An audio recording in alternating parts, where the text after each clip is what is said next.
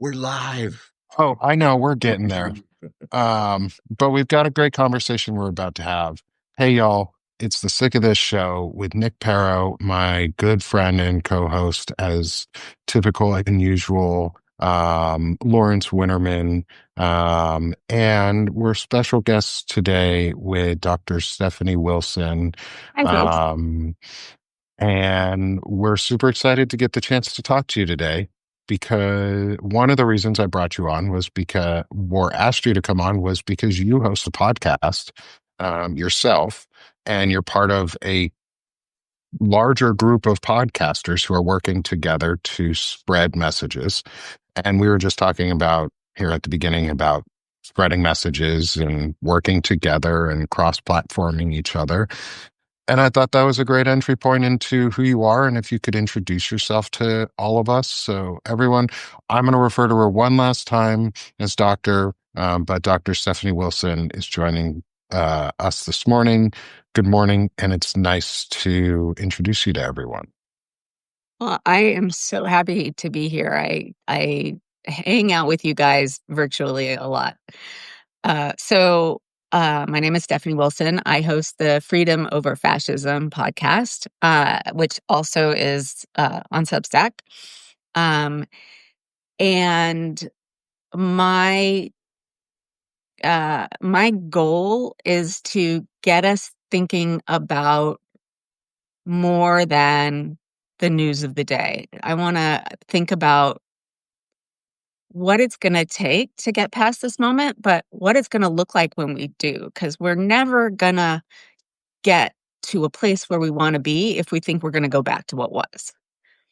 So I want to kind of tease out what the imagination of what we could be is, but also I want to, have conversations like we're going to have today about what is really going on, like no bullshit, like let's not put a gloss on it. Let's really be real about what's going on and how we deal with it. And then I talked today to someone I'm going to have on in a couple of weeks. She's a Black lawyer in Tennessee, and she's written books about civic and legal education for people who don't have that background, and she was just amazing. So, like, meeting amazing people who are doing amazing things, I want people to see what folks out there are doing.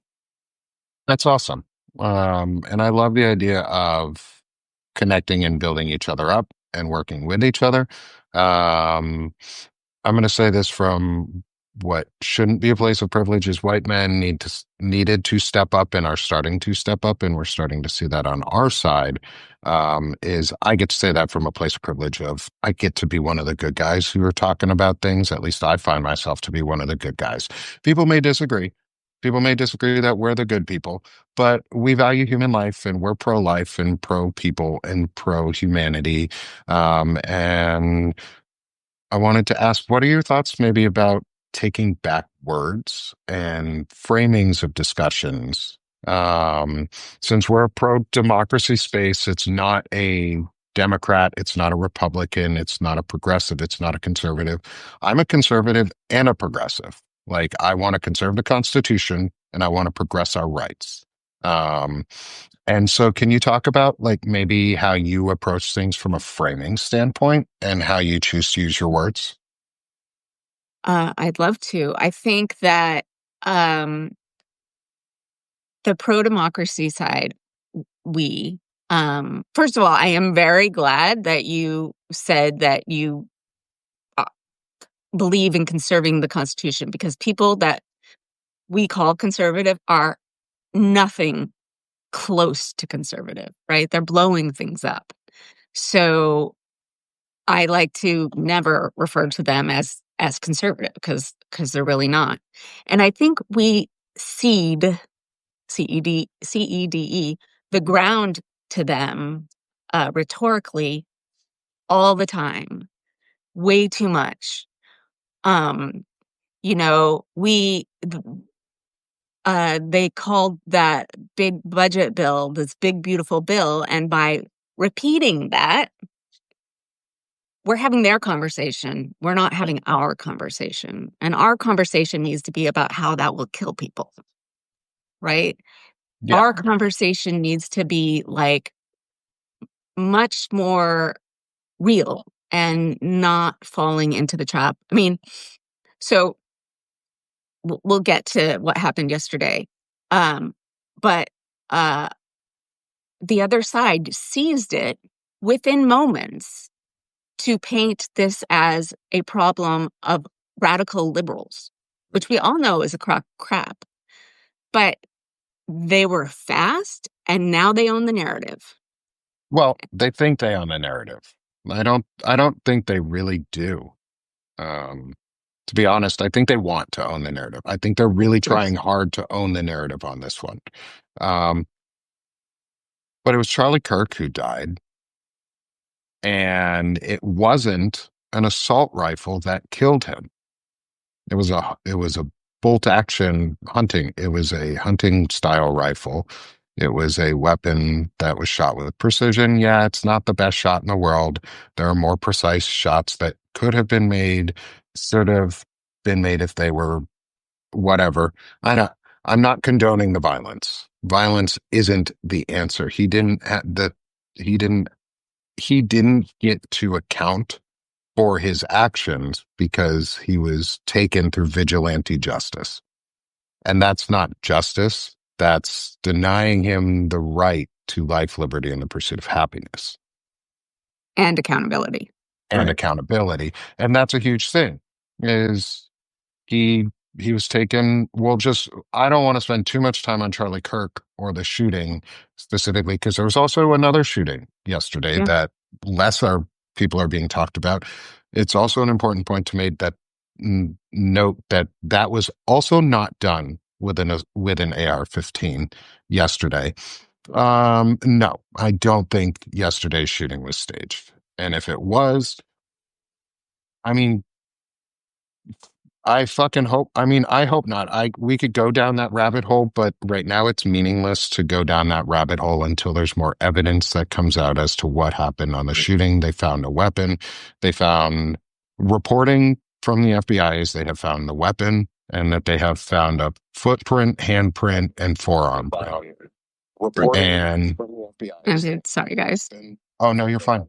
No, I'm trying to watch us on the screen, and it hasn't muted yet. There we go. Now I can see the chat. Yeah, yeah, and then the shooting at the school yesterday was with a handgun. Hmm. And I say these things, the shooting at the school yesterday was with a handgun, and it was two kids who got shot, plus the shooter themselves. That makes a big difference when we're talking about weapons and the amount of devastation that can happen. And it's why common sense reforms and framing such things as gun reform. And here's where I want to ask you a question, Stephanie, is what do you think, or how do you, from a historian's perspective and from a living historian's perspective on this, Hmm. what do you think the difference might be between, say, naming something the Charlie Kirk gun rights reform bill or the Charlie Kirk right to life bill for the same cause, for the same outcome? But what do you think words mean things and how we Words frame mean things? things. And if they want to win the argument, well, they use those words all the time. It's their words. I'm just taking them and I'm taking them back. Is what do you think might be a more impactful way to put it? I think the right to life wording. I mean, using his name is really important. Um, I think we often, I mean, one of the reasons that Donald Trump won this time around is that he he signed those checks remember at the beginning of COVID when they gave money to everybody. Uh-huh. His signature was on that, right? Hmm. And um and they name things in a way that you have to, if you repeat them, then you're in their view. You're in their frame. Hmm. So I think learning to do that would be great. Um, do I have the feeling that a gun say I would probably even call it either right to life or gun safety because as I talked to um, the woman who's the executive director of Giffords yesterday, 95% of the American public believes in background checks. Right. And Yeah. and so what she said is that Gabby Gifford says the only things more popular is free money and ice cream. So putting that in some language where we know that people agree, maybe it's about gun safety, maybe it's about right to life, maybe it's about freedom, because we all define that differently. Sure. I mean, I saw that I have this T-shirt that has a big United States that says freedom on it, and I think it represents everything that I believe in. But a lot of their side wear things called freedom too, and that's not really so much what they're concerned about.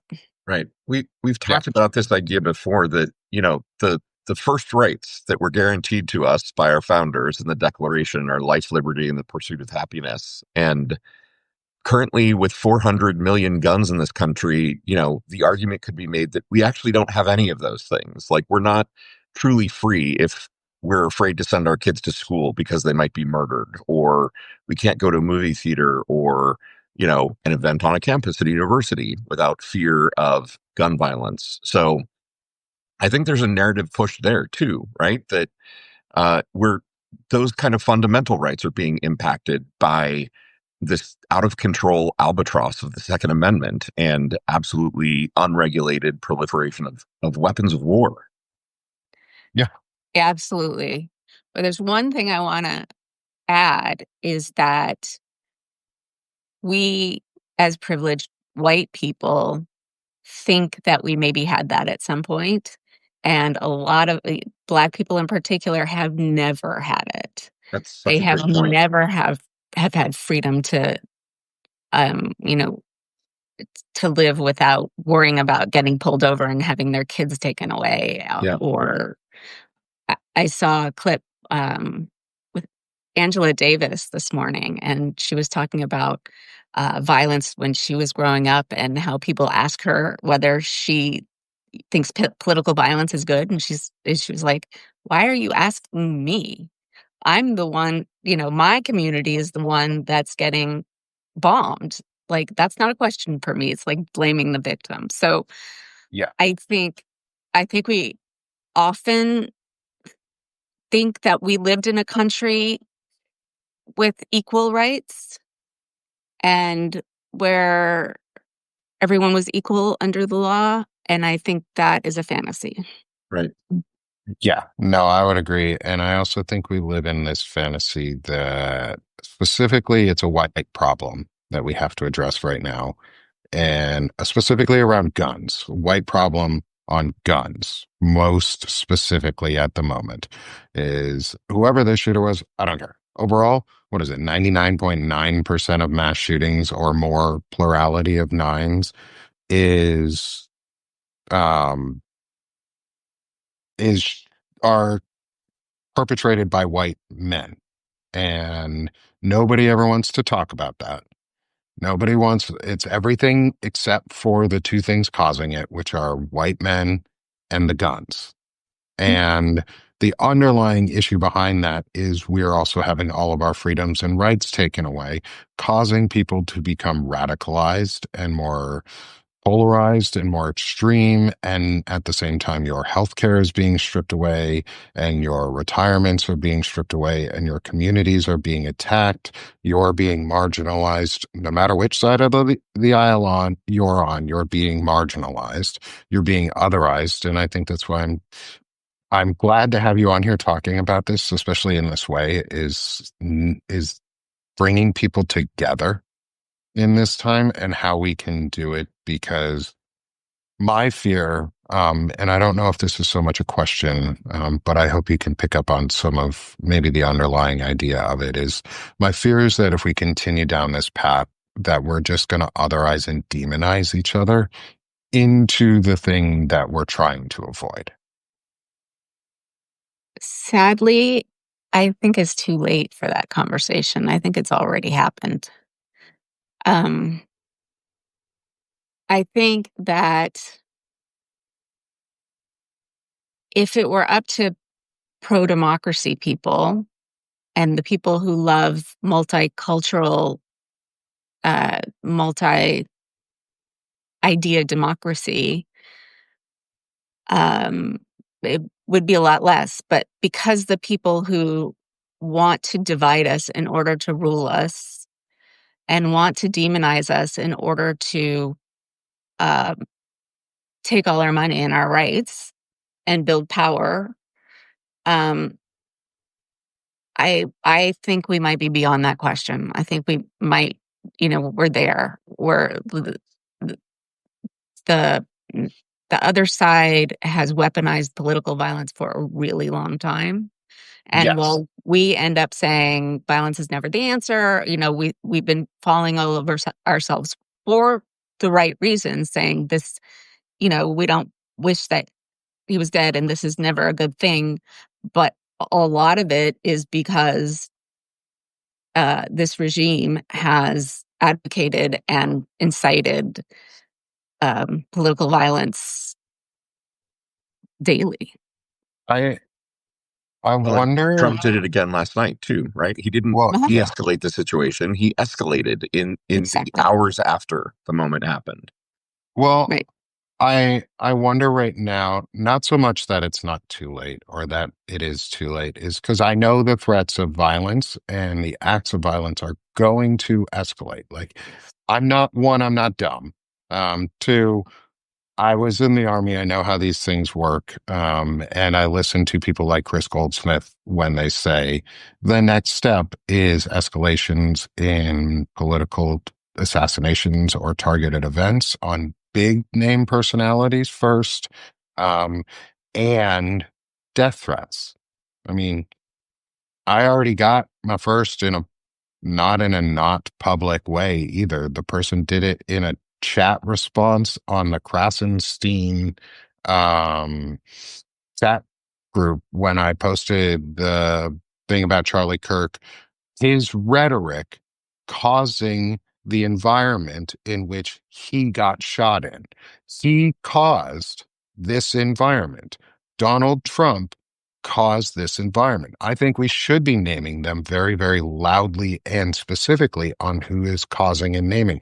Stephen Miller is inflaming this environment. He literally went out and said, "We will stop the evil that perpetrated this yesterday, not the perpetrator, not the Mm-mm. person who committed the act, but the evil." He wants to use this as a reason to wipe people out. So yeah, we can. I don't. We're past the nice. I'm not being. I'm. And if I know you've watched some of my other stuff. I'm not very nice to these people.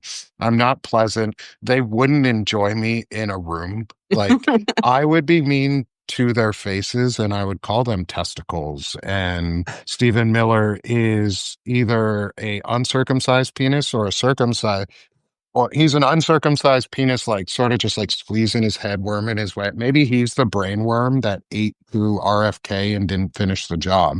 Um, I think but that's like, better because I hate sexualizing insults or I do too, but we're so accustomed to using words, especially as men, to degrade other men, but in ways that are towards women first. Right, And I'm right. trying to Something not flip true. the script on them is I only refer to these men as like testicles or penises or taints or butthole or assholes, like nothing that is specifically a woman's genitalia, because women are strong.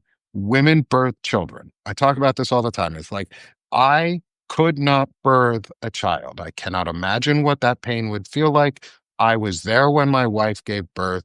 I know the drugs she was given to give birth, and she was still in pain. Like, I was there. Stephanie, I know you. I actually, I don't know. I believe you might know what that might be like if you're a mother. well, I have an almost 18-year-old, but I had a C-section. Oh, okay, And but because of still. I could feel them rooting around in there to You pull him went out. through 9 to 10-ish months of a child, a fetus growing inside you, a parasite growing inside you, feeding off of you, and then erupting out of you, almost like the alien from Aliens, the Oh my That God, xenomorph. was not Tim even Jones, but almost. not a I have fish. pictures. Like the nurse took the camera and took pictures of the doctor pulling him out of my stomach, covered in gore, like with my stomach like cut open. It was exactly like I've never had that reference like actually like verified, and I feel so good finally. Thank you. And but that like that's the thing, but that's why I do it. It's like I talk about men the way I do right now because men need to realize how weak compared to other men they are. Like Mhm. it's not about women's weaknesses. It's men who are weak and insufficient about their own selves. And they need to be mocked because they've been mocking and bullying the rest of us and gaslighting us for years. And like you said, it's not time to be gentle. What are your thoughts on that? Like, what are your thoughts or the idea of mocking and using shame and actual moral and ethical failings of these people to truly hammer it home? Because this is a time when we can.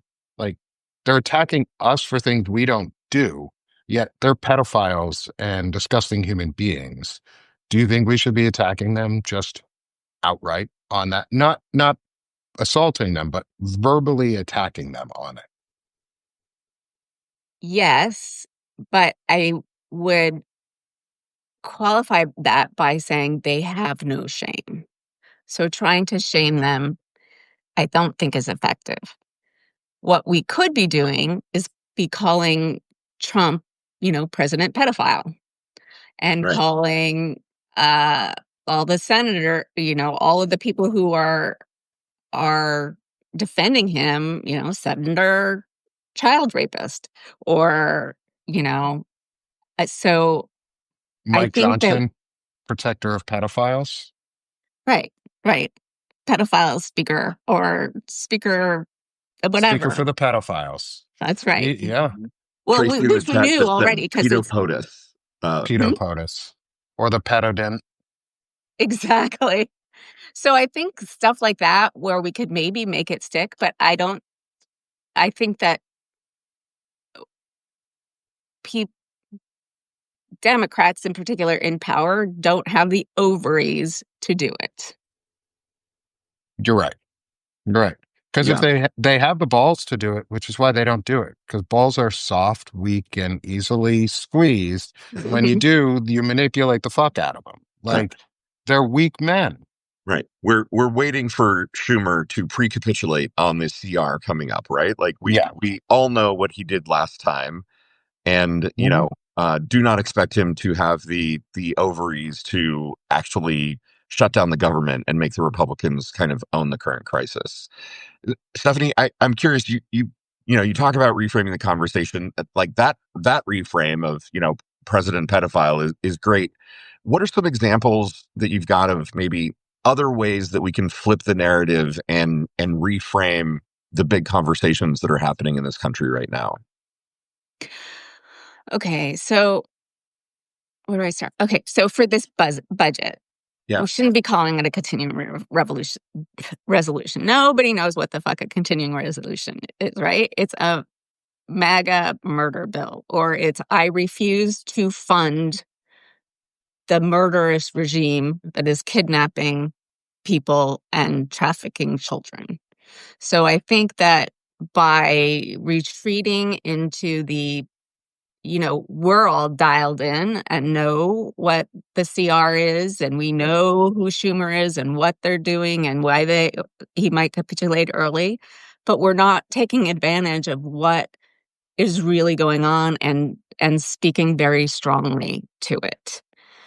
Um, so that's one way. I think that never using their framing, always getting out there and using our own framing first, and then sticking with it, Right.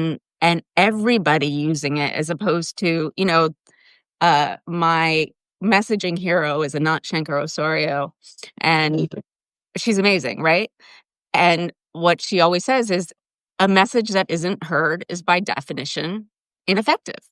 So we all need to be saying these things, and we don't. I think we get too internalized, too brainy about things. It's not about the policy, it's about the vibes. You gotta like get more into the vibes and the emotions and the gut punches. That's what I think. Yeah. Well, and just building on this discussion in general, there's somebody commented on it is vaccinations in Florida. But Mm.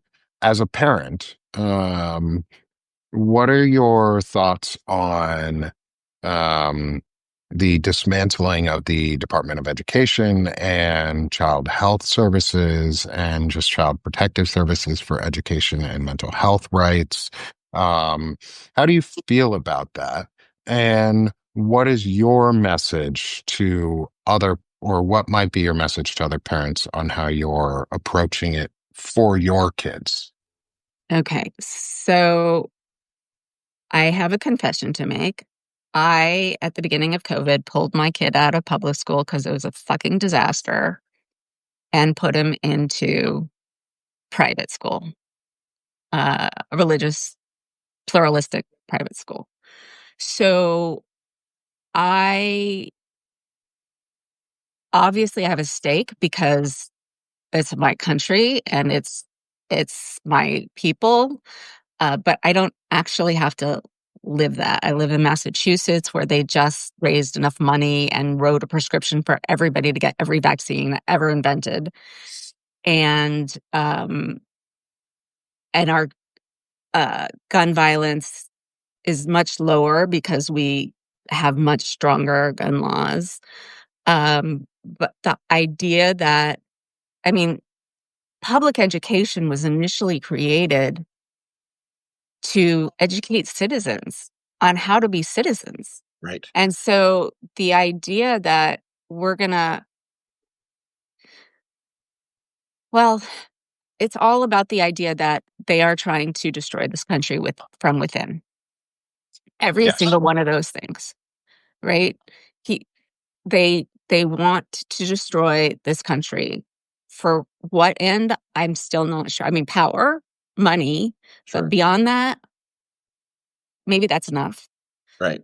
Um, but I feel so horrible. Like, I also follow Jess Piper, and but in Missouri, they've gone down to 4 days a week because they don't have enough teachers and they don't have enough funding. But you know what? They do have enough funding. It's being stolen and not I used live in properly. Arkansas, and we just enacted the LEARNS Act and lowered child labor law restrictions. And now high school students are required, only public school students, though, are required to give free labor to businesses as a part of graduation. That's part of your graduation requirements is you have to freely labor for somebody else. Like they are taking our children's rights away, but they're also taking our parental rights away. Mhm. Um, and I, Do they cloak uh, it in a community service? no, Um, nope, nope. It's just you get to work you have to volunteer at a business of some sort. In the, it, they don't even say it's for community service. You just have to volunteer in the workforce somewhere. Um, it's all free labor. It's all priming you to be used as free labor or underpriced labor, get used to the fact that your labor can be exploited for no reason, and no guarantees to protect you for that exploitation. Um, with a child who sounds like they're getting close to being in the adult labor force, um, what are your recommendations? What have you been talking to your child fine. about? Um, okay, so realizing that we are incredibly privileged to be white, to live in Massachusetts, to be well educated, not first generation college students. We are talking a lot about college and the reason for college and how it doesn't actually really matter where you go. It's the education will be the same. When you get to the specific schools, it's about vibes, really. Um, but and again, super privileged. My husband went to Yale. I went to Claremont McKenna College. It's it's like our conversations are going to be different because yeah, because of this privilege. So we talk about, he started looking, I was like, okay, I don't want you to go red state. Like, and he said, you can't tell me what to do. Well, I can, but okay. Right. And I was I'm like, your mom. I have the picture of you being pulled I out of my abdomen. I have the paycheck Right. that says you can or cannot go to this school. Yeah. right, right.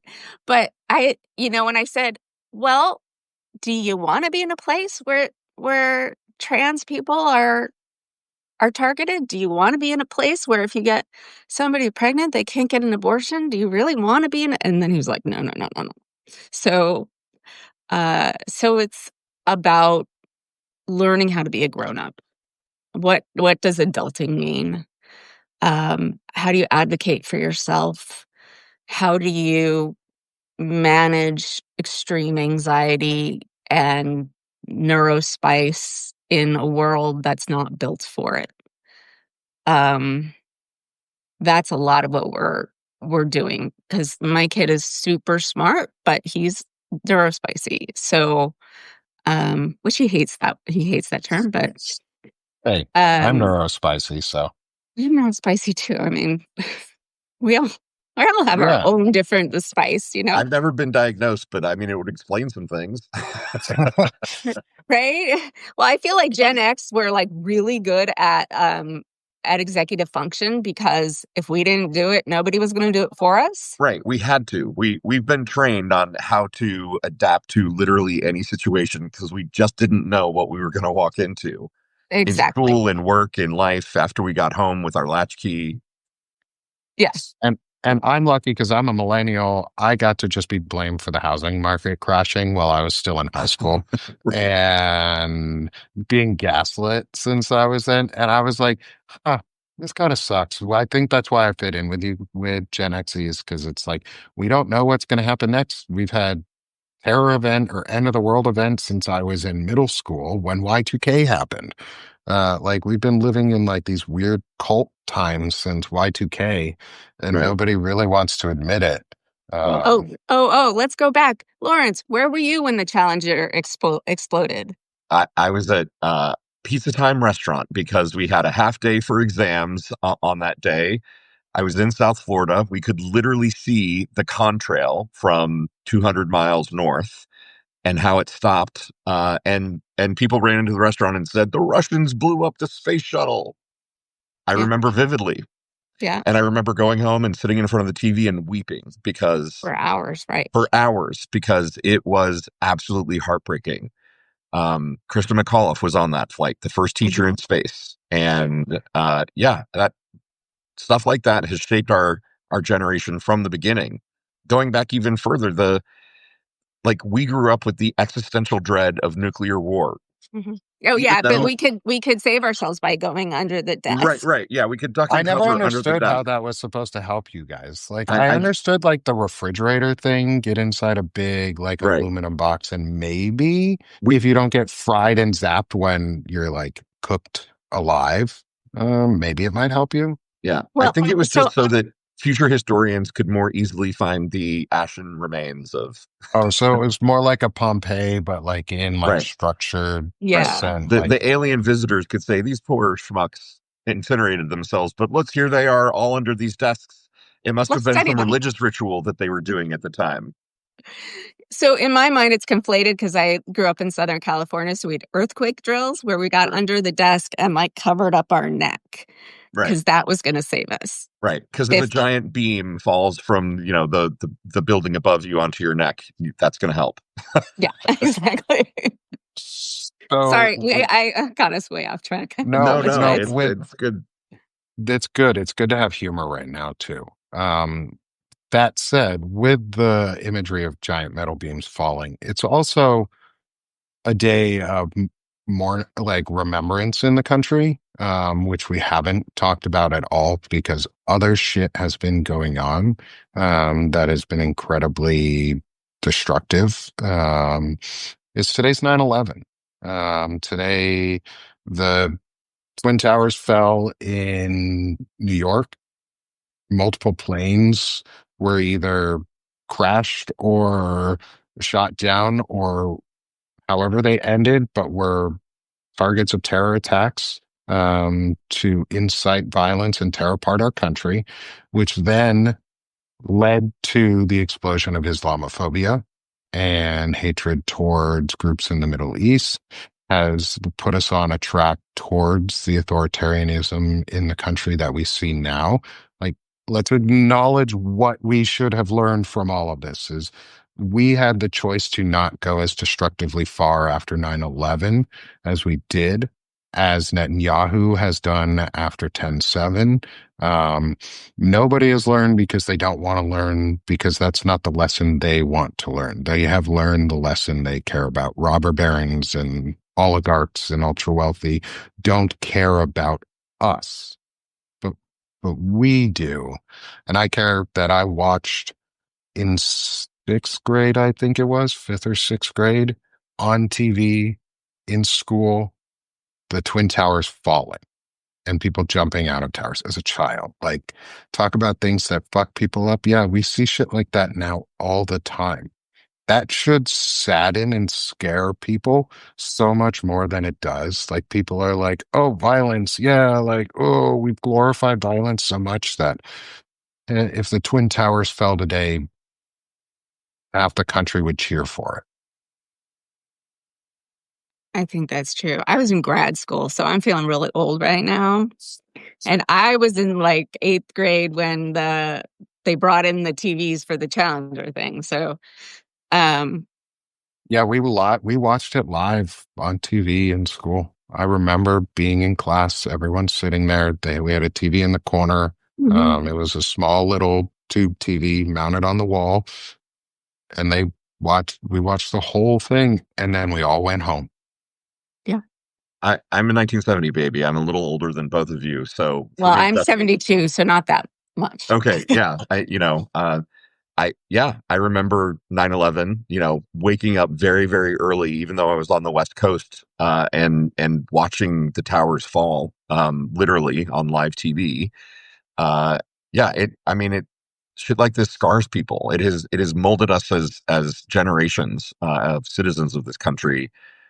Um, how do we, I don't even know what a smart question is after this. Well, I think I have a smart question for you, Lauren, Yeah. because it's something that you talk about, and it's something I've been thinking on. So, Stephanie, I want to pose it to you, though, is what are your thoughts about using events like these, events like 9/11, events like what happened yesterday, both the shooting of Charlie Kirk and in Colorado?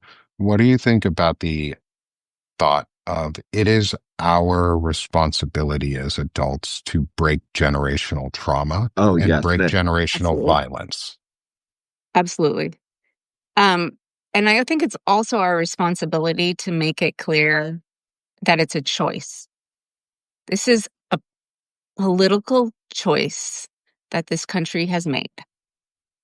And um and yes, we need to break that trauma, but there's half of the country who doesn't want to. Right. Which in itself is a trauma, right? Because it feels Mhm. like we are trapped in a dysfunctional, adversarial relationship with our kin, essentially, and we are all held hostage by their unwillingness to grow and process their own trauma and learn from it. That's true. I think that's really accurate. Yeah. And then I think Well, when we start talking about it much more deeply, yesterday, like I started crying on a live. I'm pretty close right now. Like once you start actually thinking about it, it's so much. It's so heavy. So I think a Yeah. lot of times we try not to think about it because like how do you get through your day? And I and think, well, yeah, go ahead, Lawrence.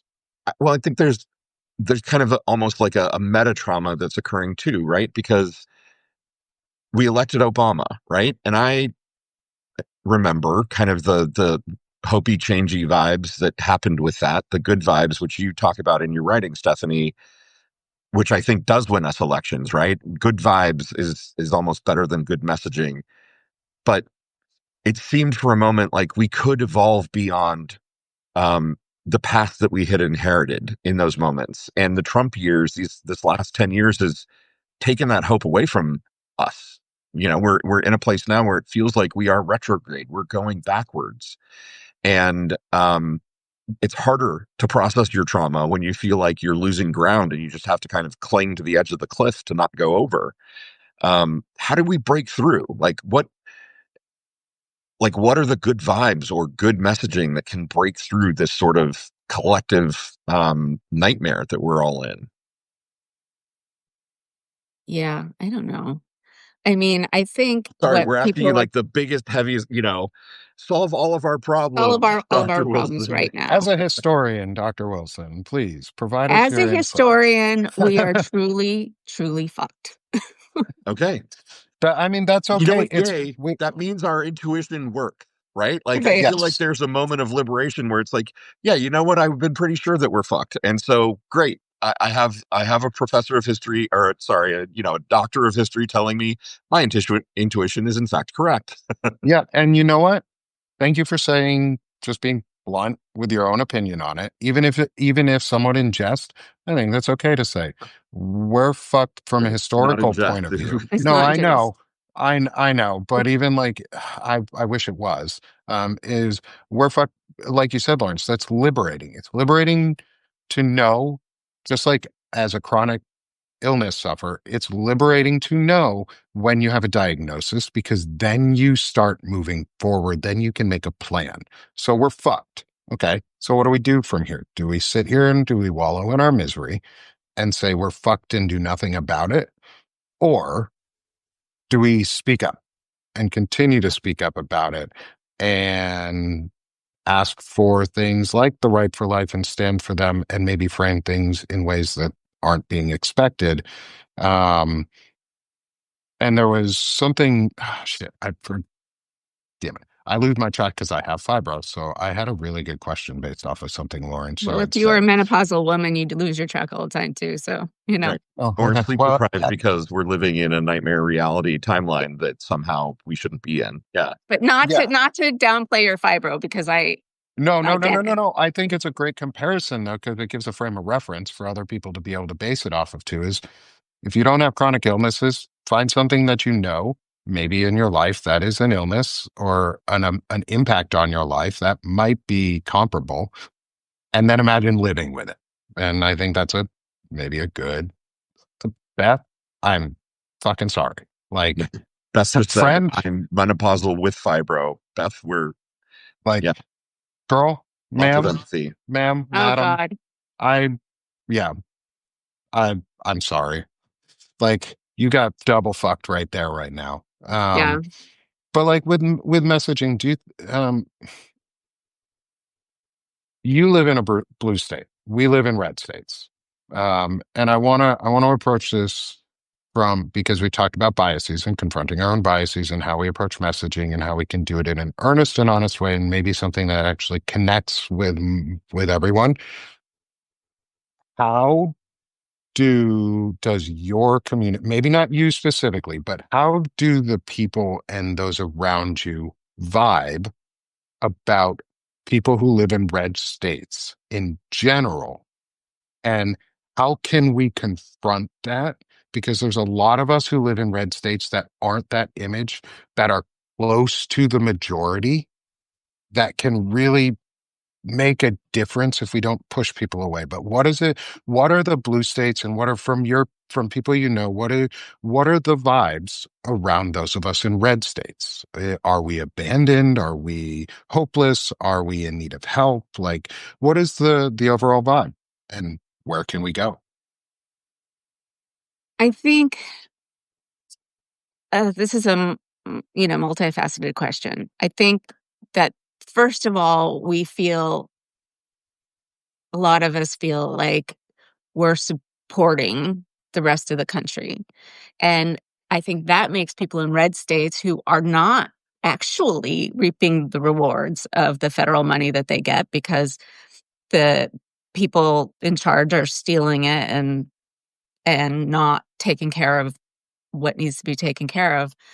Um, I think a lot of us, I mean, in Boston, in the kind of community where I live, nobody's from here.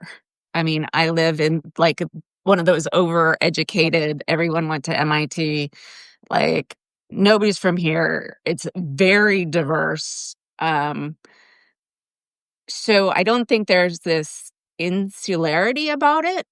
I think we feel really sad and sorry. There's a little bit of schadenfreude, but also like, don't make me ever have to go there. Like when I went to Indianapolis a couple years ago, and I was like, oh my God, I have to be afraid of being shot. In Massachusetts, that's not something I think about. Yeah. I mean, I kind of do. My kid goes to a Jewish school, but they have a lot of security. So, I but I'm a gay Jew in Fort Wayne, Indiana, so I think about these kinds of things a lot. right. I lived in Seattle for 30 years, but moved back here to be close to my mom as she's getting older. And I will tell you that living in a red state as a liberal is a terrifying experience. I literally Oh, think about the shirts that I wear outside yeah. because stuff, t-shirts that I've got that I wouldn't think about, in Boston or Seattle or wherever, literally get me into arguments here. So Yeah. it's a strange way of being.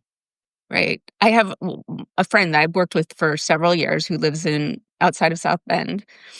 And I worked on a house race for, I don't know if you remember Lawrence, Heidi Beidinger. She ran for Sure. state house in a CD in House District 5, which is around South Bend. Yeah.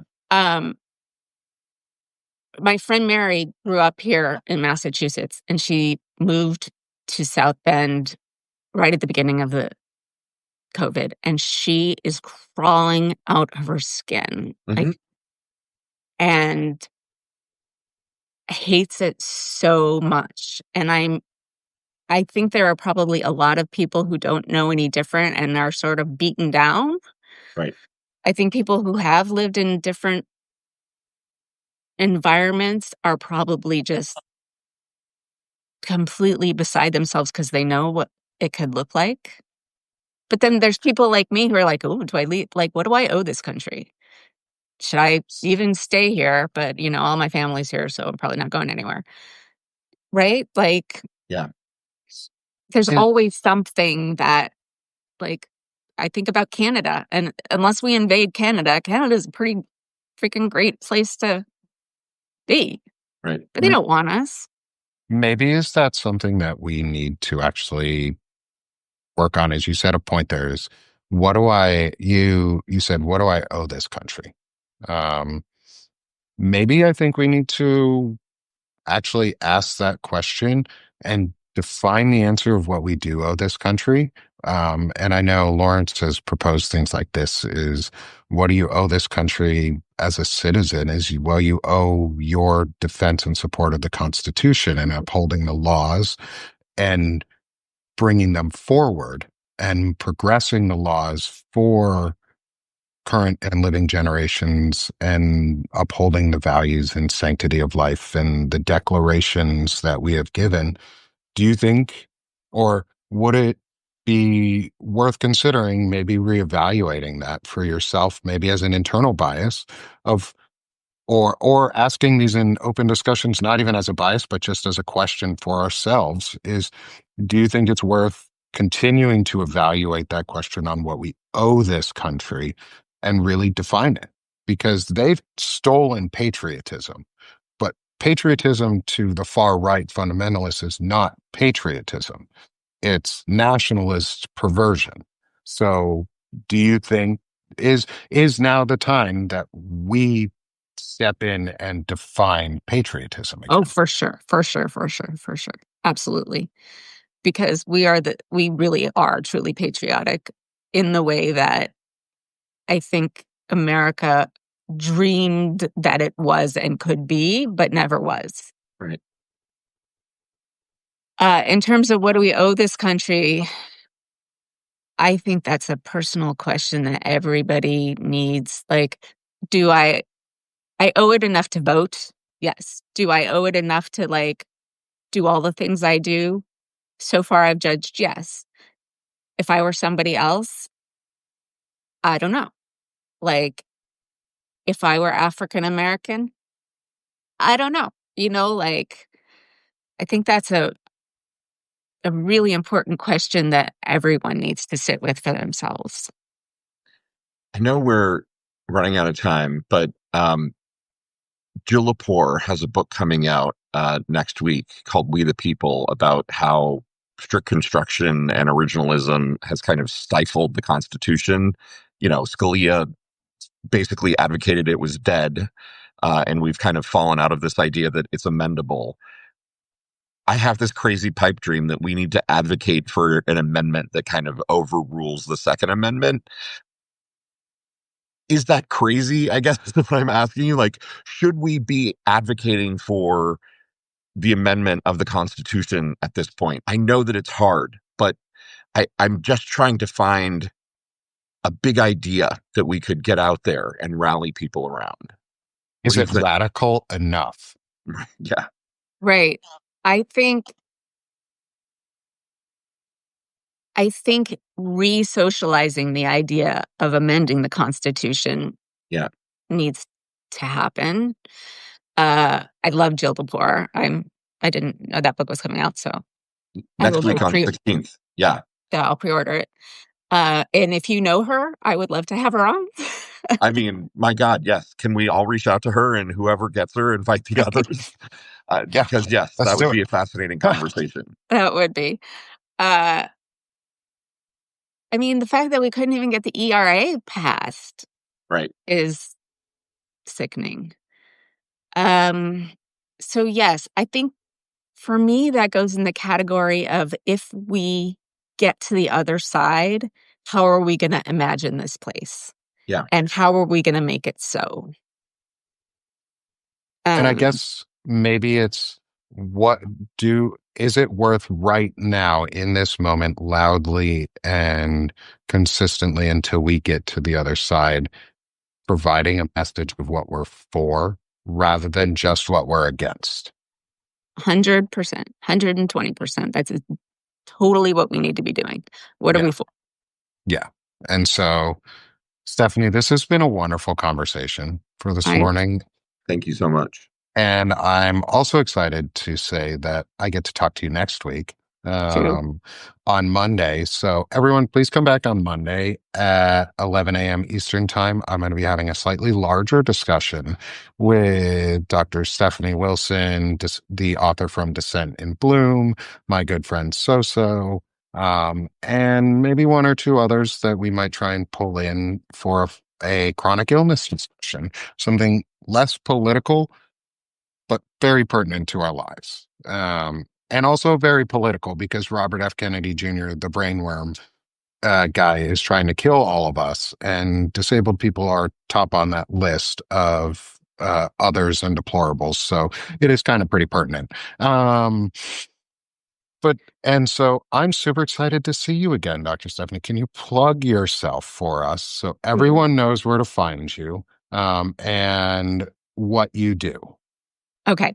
So I'm at freedomoverfascism.us in Substack, Freedom Over Fascism. And I like to talk to people who are visionaries and who are imagining what we're for and helping explain where we are and doing it with radical candor. I'm the one that always says the thing out loud that people don't want to say. It's part of my charm, but I believe in radical candor. So I invite all of you to subscribe to my Substack. It's Freedom Over Fascism.